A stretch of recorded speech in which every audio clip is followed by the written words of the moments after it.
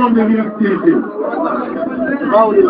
Mais avant d'aller au fond du sujet, permettez-moi, à la mémoire de toutes nos victimes, qui se dénombrent en plusieurs centaines, qu'on se souvienne d'eux aujourd'hui et qu'on leur accorde, pour remémorer leurs souvenirs, une minute de silence, s'il vous plaît.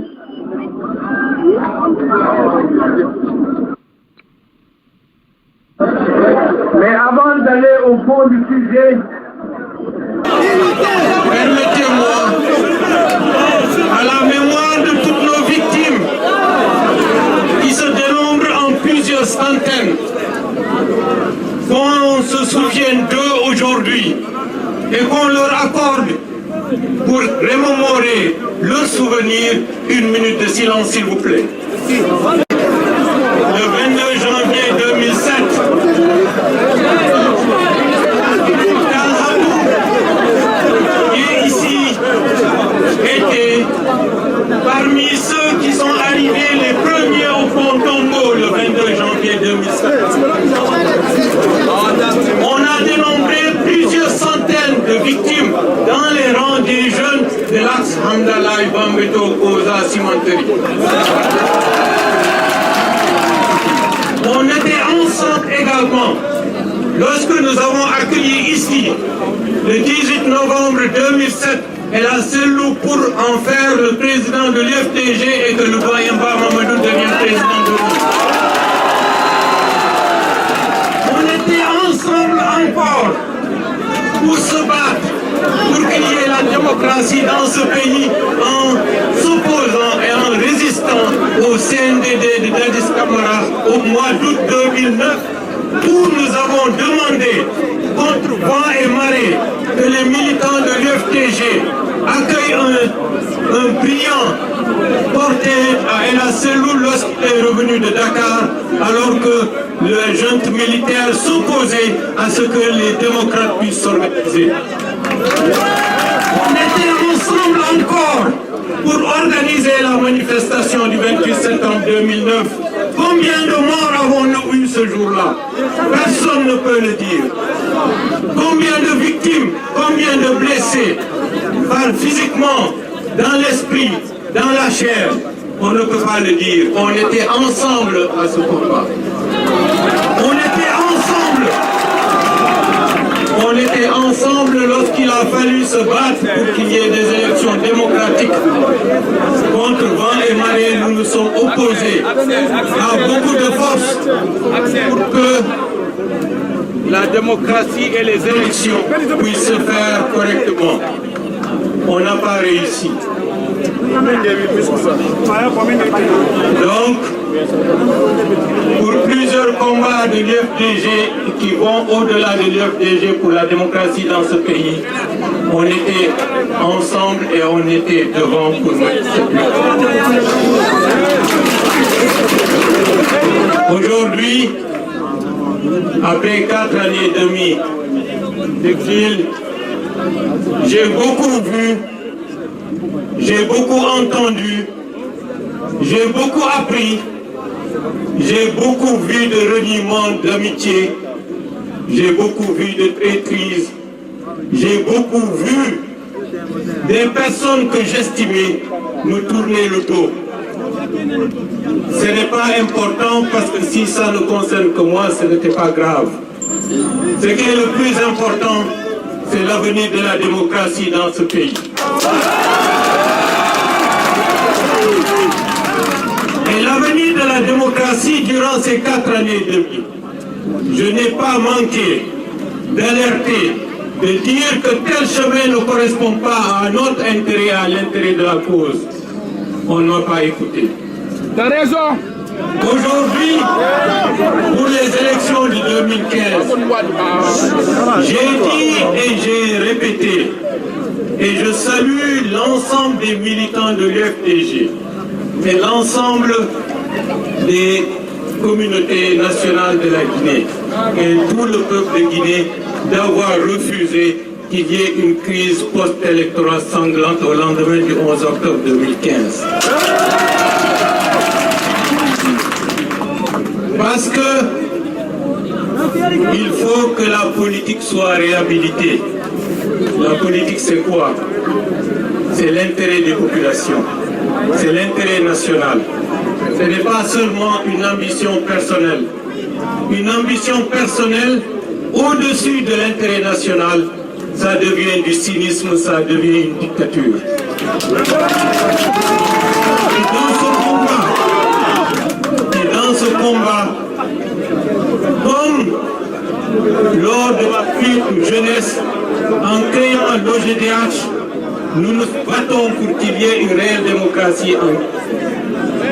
C'est la raison pour laquelle on a créé l'OGDH. C'est la raison pour laquelle on a créé l'UFDG. C'est la raison pour laquelle on se bat pour que la démocratie soit une réalité à l'intérieur de l'UFDG. J'aurais pu faire comme tant d'autres dirigeants. Je dis, c'est moi qui ai créé. Quiconque veut n'a qu'à se mettre derrière moi. Je ne l'ai pas fait. J'ai privilégié l'intérêt de la cause nationale pour que l'UFDG grandisse, se rassemble et s'élargisse. D'où l'arrivée du doyen Mamadou, d'où l'arrivée de Salou Bella, d'où l'arrivée de Nasser Diallo. Qui peut me parler d'unité? Je suis l'incarnation d'une dynamique d'unité qui a fait de l'UFDG aujourd'hui ce qu'elle est aujourd'hui. Peut-on parler d'unité lorsque Mohamed Bari a été exclu de l'UFDG? Peut-on parler d'unité? Peut-on parler d'unité?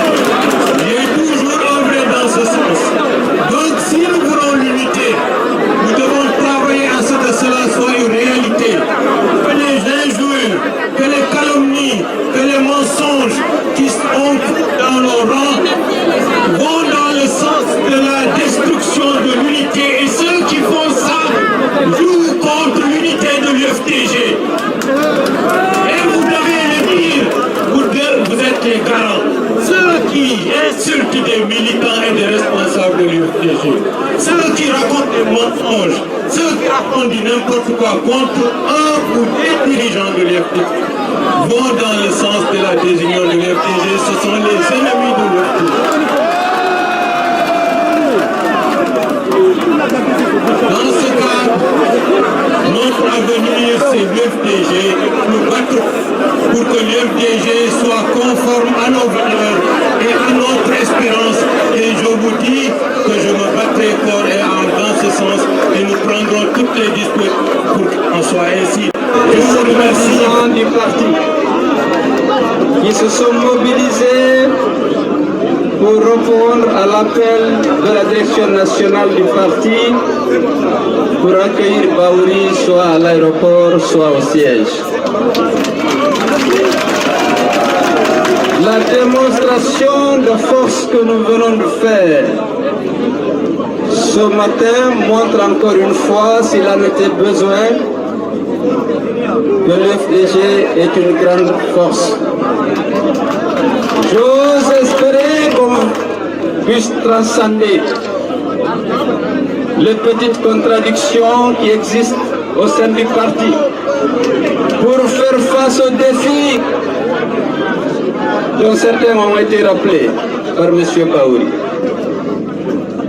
Le combat qui a été mené depuis de longues années pour la protection des droits humains, pour l'instauration de la démocratie et de l'état de droit. Ce combat ne peut aboutir, il a dit, que dans l'unité et dans la tolérance au sein du parti. Pour que l'UFDG en soit là, aujourd'hui, première force politique du pays, vous avez tous, nous avons tous travaillé pour rassembler, pour motiver. Les gens ont donné le sacrifice ultime en défendant les valeurs du parti. Il a parlé du 28 septembre. Mais depuis que Alpha Condé est là, plus de 70 personnes ont été tuées. L'impunité est garantie aux criminels. Nous devons lutter contre l'impunité et pour le respect des droits humains. Monsieur Bahouri a parlé du rôle qu'il a joué. Il a joué un grand rôle, nous ne l'avons jamais nié. Mais chacun de nous ici a joué sa partition pour que l'UFDG soit là où elle est. Notre devoir, c'est de faire preuve de responsabilité, de tolérance, pour que cette force redoutable et respectée demeure, pour que nous continuions le chemin jusqu'à ce que nous puissions apporter nous-mêmes les transformations indispensables à l'égalité des citoyens, au respect de leur dignité dans ce pays qui est la démocratie et l'état de droit.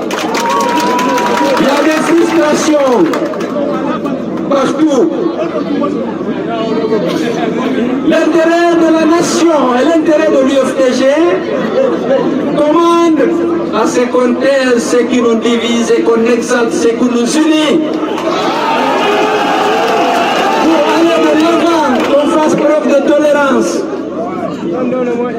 Je suis le président du parti.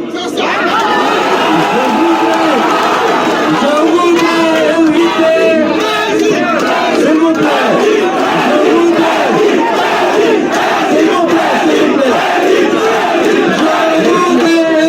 mon frère Bahouri à faire preuve de tolérance pour qu'ensemble nous puissions porter haut le flambeau de l'UFDG. On a dit tout à l'heure, depuis que vous avez quitté l'UFDG, l'UFDG n'a pas baissé les bras. On a travaillé pour défendre le parti dans nos fiefs où il était menacé. On a travaillé pour étendre l'influence du parti dans les autres régions.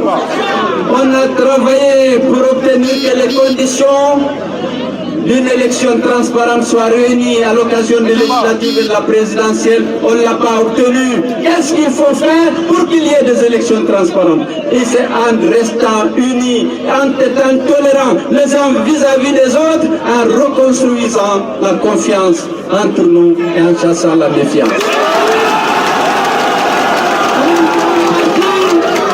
Un grand parti, c'est la crédibilité. L'UFDG a de la crédibilité. La crédibilité, c'est l'unité et l'unicité des prises de position et des discours face aux problèmes nationaux. Il faut que l'UFDG parle d'une d'une seule voix, après les consultations, les débats au niveau des instances de décision du parti qui ont été mises en place lors du précédent congrès.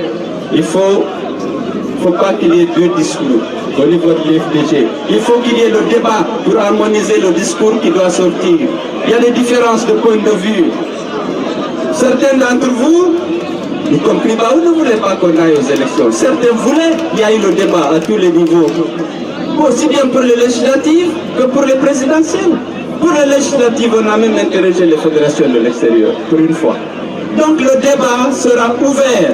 On discutera. Mais si on doit appartenir à la même association, au même parti, il faudra qu'une fois la décision prise là-bas, que ce soit la décision de tous les responsables du parti. Le parti, c'est un discours, une prise de position.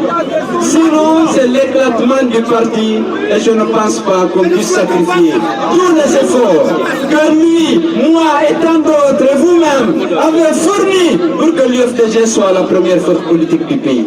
Nous avons besoin de préserver cette position et ce statut par le dialogue et la concertation, par le débat à l'intérieur des instances décisionnelles du parti. L'unité du parti, sa crédibilité, sa force doit être là. Moi je l'invite à cela, parce qu'il faudra qu'il y ait un même discours. Il y a un président, un seul président. M. Baouli a un vice-président chargé des relations extérieures, de la communication et au rang protocolaire qui vient directement après le président du parti. Ce sera respecté, mais à l'intérieur des instances dirigeantes, le débat doit être ouvert. Mais là seulement, il n'y a pas de débat dans les médias. Sinon, ça ne ressemble plus à une association homogène, respectable et crédible.